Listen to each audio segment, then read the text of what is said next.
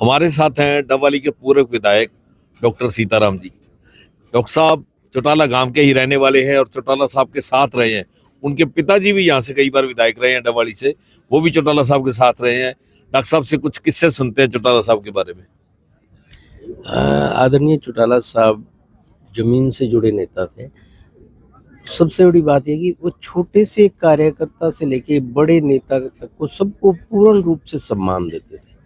आपने देखा कि इतने दिन लोग चाहे वो किसी पार्टी में थे फिर भी चौटाला साहब को अपने श्रद्धा के सुमन अर्पित करने आए। तो उनका अगाध प्रेम था, लोगों से जुड़ाव था, और चाहे वो मुख्यमंत्री के पद तक पहुंचे और चाहे चौधरी देवीलाल जी डिप्टी पीएम तक पहुंचे, तो बैकबोन थे, वो पीछे से रह के काम करते थे। और चौधरी देवीलाल का पीछे से सारा राजनीतिक रूप से संभालना, परिवार को संभालना, एक बड़ी जिम्मेवारी का काम उन्होंने किया। और एक कभी मैंने उनको घबराते हुए नहीं देखा, कोई भी परिस्थितियां हो उनके चेहरे पे शिकन नहीं देखी। और दूसरा, जो राज के समय के अंदर जिस प्रकार से उन्होंने प्रशासन चलाया, अपने अधिकारियों से प्रेम भी करते थे और अधिकारी उनका बहुत सम्मान करते थे। और एक बार की बात है, मैं रात को जब उनके साथ आ रहा था, उस टाइम आदरणीय बीडी ढालिया जी, वो भी अब नहीं रहे, उस टाइम वो होम सेक्रेटरी थे। हम रात को गाड़ी में करीबन 10:30-11 बजे का टाइम था, तो चौटाला साहब ने कहा कि ढालिया साहब को फ़ोन मिलाओ। ढालिया साहब ने कुदरती एक बार में फ़ोन नहीं उठाया, थोड़ी देर बाद में उनका फ़ोन आया, तो उन्होंने कहा जी मेरी आंख लग गई थी। तो कहने लगे प्रदेश का अगर होम सेक्रेटरी इसी टाइम सो जाएगा 10-11 बजे, तो प्रदेश कैसे चलेगा। तो उनको हमेशा चिंता रहती थी। और दूसरा, राज के अंदर सब अधिकारी दिन में जैसे काम किया, तो उनको कहते थे आप अपना डिनर करके 9:30 बजे कोठी पे आ जाओ। फिर उनसे बैठ के कम से कम 1.5-2 घंटे डिस्कशन, प्रदेश के हालात के बारे में चर्चा करना, कल के क्या कार्यक्रम है, किसी अधिकारी को तो कोई दिक्कत नहीं है, आम लोगों की दिक्कतें कठिनाइयाँ क्या है, तो उसके बारे में पूरी चर्चा करते थे। तो हमेशा उनकी सोच रहती थी कि ग्रामीण अंचल में रहने वाले लोगों का कैसे भला हो। जब भी यहाँ आते थे तो सबसे पहले ये पूछते फसलें कैसी है, नहर में पानी ठीक आ रहा है क्या, इलाके में कोई अमन चैन है, किसी कोई दुख तकलीफ तो नहीं है। गांव में आते थे तो गांव में कहीं पूछते किसी को कोई तकलीफ तो नहीं है। तो हमेशा ये सोच रहती थी। और दूसरा, उनकी बात पे लोग इतना विश्वास करते थे कि भाई अगर चौटाला साहब ने किसी की पर्ची पकड़ ली वो काम हो जाएगा। और खासकर जब वो ऊपर वाली देखते थे, पर्ची देखी और देख के जब ऊपर वाली जेब में डालते थे, तो उसको लोग ये मानते थे कि 100% हो जाएगा। और जो उनको कोई थोड़ा बहुत डाउट लगता था तो उसको वो साइड वाली पर में डाल लेते थे, वो उसको कंफर्म करते थे, अगर होने वाला काम वो होता तो वो भी कर देते थे। ऐसा लोगों का विश्वास। डॉक्टर साहब कैसी दिनचर्या थी? कहते हैं रात 12 बजे से पहले वो कभी नहीं सोए, डेट बदल के ही सोते थे। हाँ, ये बिल्कुल सत्य है। सुबह उन्होंने जल्दी उठना होता था 5 बजे। उसके बाद में वो अपना 1.5-2 लीटर पानी पीना, उसके बाद में उन्होंने योगा करना। वो मुझे बताते थे कि मुझे योगा तैयार होने में और नहाने में करीबन 3 घंटे चाहिए, उसके बाद में मुझे कोई दिक्कत नहीं। फिर मैं सारा दिन के लिए, चाहे रात को 11 बज जाए चाहे 12 बज जाए, मैं लगातार लोगों के बीच में रहता हूँ। अच्छा, एक आपके तबादले वाला किस्सा था, वो क्या था?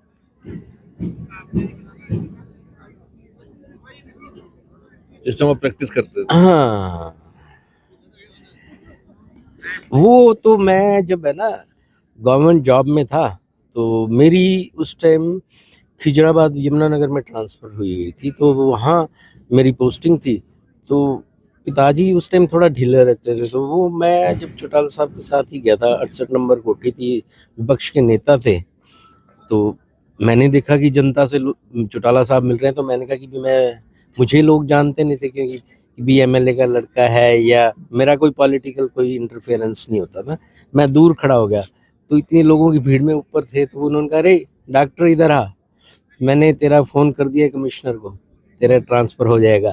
तो लोग मुझे देखने लगे कि भी ये छुटकू सा लड़का सा खड़ा है, ये डॉक्टर कौन है, इसको एकदम स्पेशल कैसे बुलाया। तो कुछ एक किस्से ऐसे हैं जो बड़े। और एक वो इतनी कदर करते थे कि भी अपने छोटे से कार्यकर्ता के सुख दुख में अगर नहीं पहुंच पाते थे तो फ़ोन पे ज़रूर बात करते थे। तो इसलिए उनकी आत्मीयता बहुत थी आम छोटे वर्कर से लेके बड़े इंसान तक हर एक को इज्जत देना, तो इसलिए उनका देखो बहुत लगाव था लोगों से। डॉक्टर साहब, आपके फादर साहब भी पहले सरकारी कर्मचारी थे, उसके बाद उनको चौटाला साहब भी राजनीति में लाए, वो क्या किस्सा था? अभी तू AFSO है। मेरे फादर क्या था कि हमारा परिवार शुरू से चौधरी देवीलाल जी से जुड़ा हुआ है, तो वो जब जॉब में थे फतेहबाद वगैरह थे, चौटाला साहब के कहीं कार्यक्रम होते तो वो मिलने चले जाते थे। तो वो कहते अरे तू सरकारी अफसर है बनराम, तेरे को कोई सस्पेंड कर देगा, कोई टर्मिनेट कर देगा, तू मुझसे ऐसे मत मिला कर पब्लिकली। तो वो कहने लगे नहीं चौटाला साहब मैं तो आपके साथ हूँ, इससे क्या फर्क पड़ता है, करेंगे तो कर देंगे।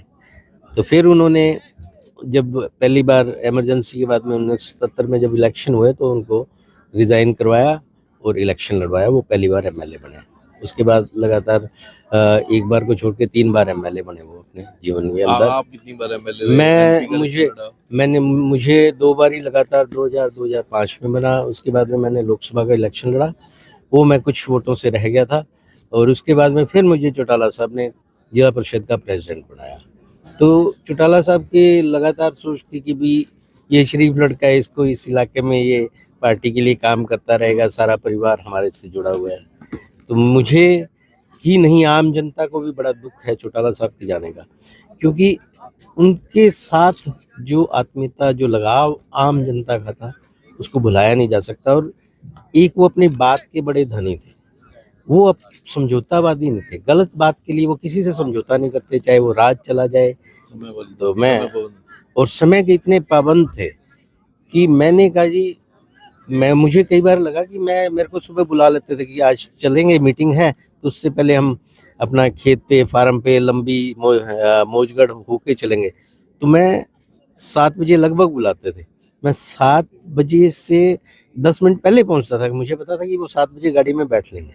एक दिन मैं 5-7 मिनट हुआ तो वो गाड़ी में बैठ ही रहे थे, मैं भाग के पहुंचा। और फिर मैंने कहा जी आप बड़े समय के पाबंद हो। तो चौटाला साहब कहने लगे अरे भाई, लोग कहते हैं कि हम आपको देख के तो घड़ी का समय मिलाते हैं। तो ऐसे उनके किस्से थे जो यादगार पल उनके साथ बिताए, भूल नहीं सकते, और उनकी कमी हमेशा खलती रहेगी। तो ये थे डवाली के पूर्व विधायक डॉक्टर सीताराम, जिन्होंने चौटाला साहब के साथ बिताए कुछ पल हमारे साथ साझे किए। हरियाणा तक के लिए सिरसा से बलजीत सिंह।